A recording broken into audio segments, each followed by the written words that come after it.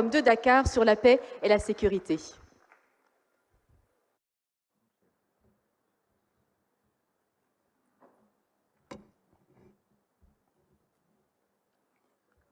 Sua Excelência Macky Sall, Presidente da República do Senegal e Presidente em exercício da União Africana, Excelências Chefes de Estado e de Governo e seus representantes, minhas senhoras, meus senhores, estimados convidados. Permitam-me começar por agradecer a Sua Excelência, o Presidente Macky Sall, pelo convite que me formulou para participar nesta 8ª edição do Fórum de Paz e Segurança de Dakar, que ocorre num momento particularmente sensível que o mundo atravessa em decorrência de conflitos que perduram no nosso continente e noutros pontos do nosso planeta. Estamos aqui para fazermos uma profunda reflexão sobre as consequências dos conflitos armados sobre a vida das populações e sobre a economia dos nossos países, tendo em conta a necessidade de encontrarmos as melhores soluções para pormos fim definitivo a um fenômeno que nos persegue desde os anos 60, década das nossas primeiras independências, e que tem vindo a condicionar o desenvolvimento econômico e social do nosso continente. Realço por isso mesmo a questão central deste fórum, que se subordina ao tema África face aos choques exógenos, desafios de estabilidade e de soberania, porque eu considero bastante oportuno e atual, tendo em conta os desafios que enfrentamos para buscar soluções de paz duradouras para os múltiplos problemas que o nosso continente enfrenta em matéria de paz e segurança. A presença neste fórum de vários chefes de Estado e de Governo, delegações de países convidados e de organizações internacionais, os quais saúdo efusivamente, é a clara ilustração da grande preocupação com que cada um de nós encara os problemas da instabilidade e insegurança que afetam algumas regiões do nosso continente. É importante trabalharmos de forma mais coordenada com as organizações regionais e a União Africana, por forma a que as iniciativas que venham a ser initiatives qui seront tenues puissent donner des résultats effectifs et capables d'aider la restauration de la confiance, la paix et la tranquillité, l'ordre et la sécurité nécessaires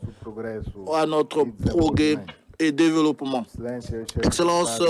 chefs d'État et de gouvernement, mesdames et messieurs,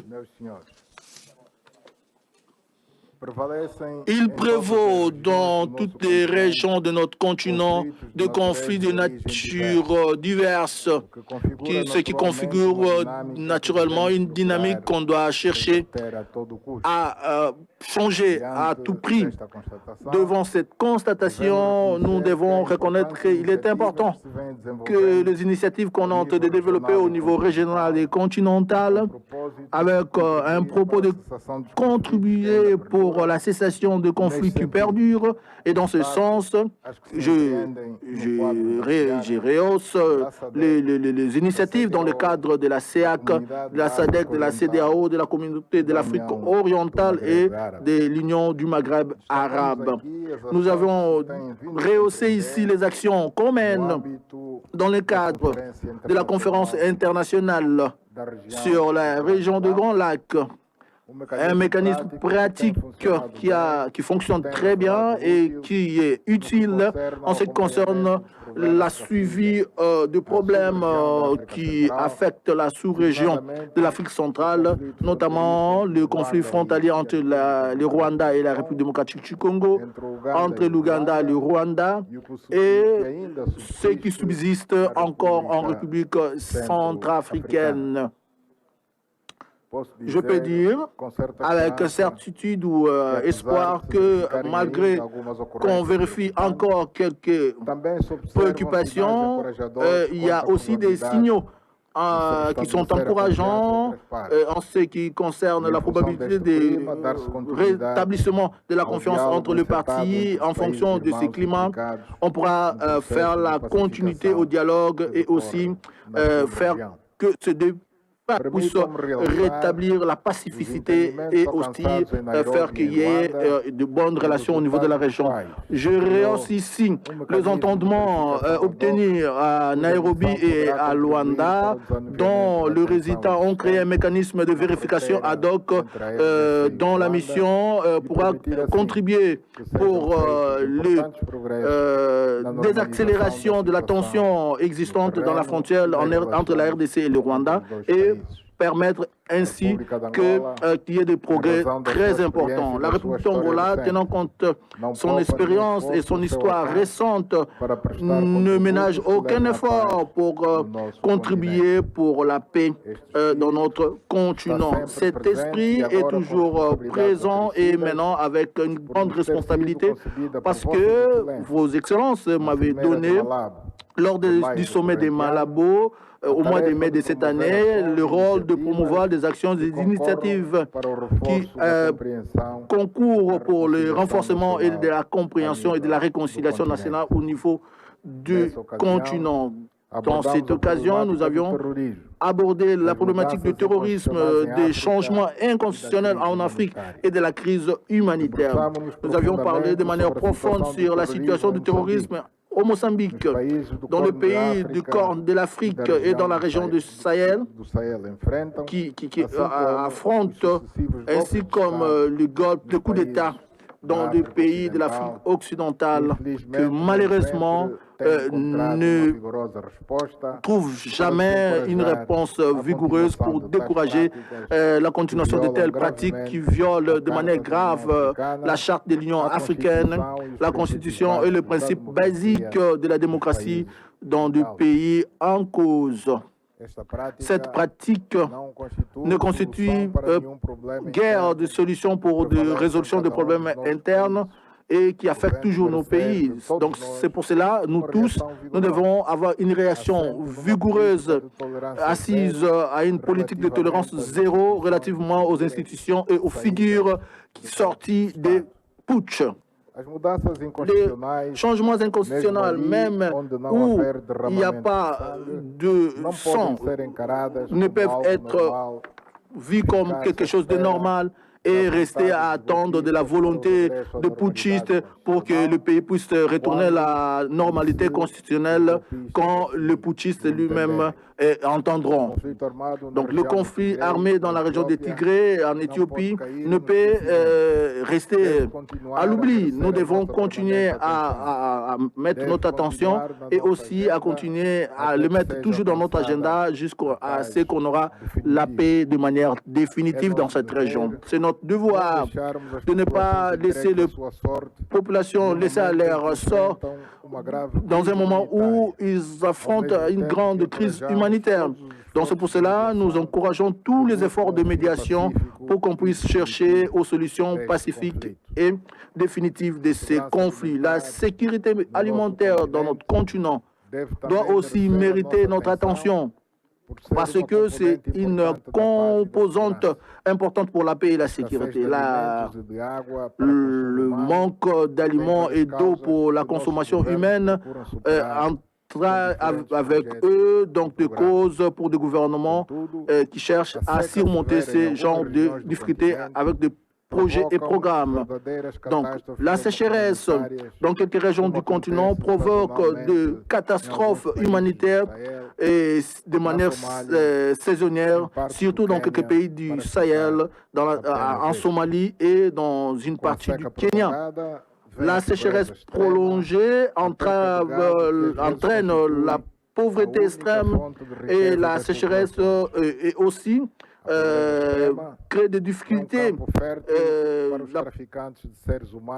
La pauvreté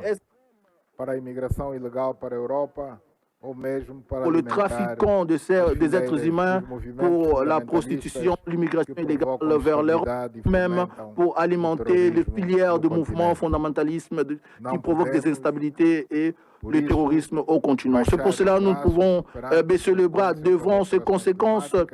et même aussi des changements climatiques et leurs conséquences sur des populations, sur les économies et qui ont des reflets négatifs dans la paix et dans la sécurité de nos pays. Excellences, Mesdames et Messieurs, dans les derniers 2 ans, le monde a affronté un problème complexe et difficile qui est la pandémie du Covid-19 et a cherché, au milieu des incertitudes et des doutes, des solutions rapides et efficientes qui devaient aider à orienter la vie de personnes et du pays pour que pas seulement puissent affronter les problèmes, mais aussi de chercher de les surmonter et aussi trouver des solutions qui pouvaient aider à mitiguer les effets nocives que cette situation a créé dans nos sociétés, dans nos économies et dans nos vies de manière générale. Les contextes de débilité structurelle existantes dans notre continent est très compliqué et difficile si on cherche à réparer les difficultés que la pandémie de Covid-19 a provoquées dans nos économies et des pays. Il est très clair que dans des circonstances actuelles de post-Covid, on constate des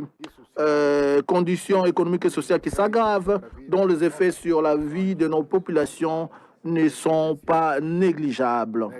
Dans ce contexte, le combat que nous menons contre la pauvreté et le programme que nous venons de mettre en œuvre pour atteindre ces objectifs ont été freinés et on nous a mené de canaliser les ressources qu'on avait pour ces genres de combats, pour combattre le Covid-19 et aussi ses effets les plus directs. Donc, si nous admettons que la pauvreté s'est aggravée en fonction de ce que nous avions dit avant, donc nous devons aussi reconnaître que la probabilité de surgir de nouveaux facteurs de tension, d'originer des conflits internes ont aussi augmenté. Donc, nous devons voir cette situation avec objectivité et chercher de la résoudre tenant compte d'une utilisation rationnelle et responsable des ressources que nous avions afin les forces adverses puissent en bénéficier. Excellences, Mesdames et Messieurs, il ne faisait pas allusion qu'après le post-Covid, qu'on aurait un nouveau problème de répercussion globale qui incide sur la manière dramatique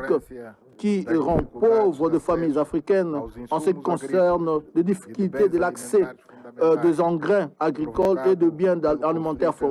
fondamentaux en ce qui concerne le conflit entre la Russie et l'Ukraine. Tenant compte que nous sommes partie intégrante de ce monde global, nous défendons non pas seulement la paix et la sécurité dans notre continent, mais aussi la paix et la sécurité universelle. Nous défendons la paix au Moyen-Orient, la résolution de conflits israélo-palestiniens, tenant compte de pertinentes résolutions du Conseil de sécurité des Nations Unies. Nous défendons la résolution négociée et pacifique du conflit entre la péninsule coréenne, ainsi comme le besoin de trouver le cessez-le-feu immédiat et la reprise des négociations pour qu'on puisse mettre fin définitive à la guerre en Ukraine. Merci beaucoup. S'il vous plaît. Pour son Excellence, Monsieur le Président João Lourenço, Président de la République d'Angola. Muito obrigada, Sua Excelência.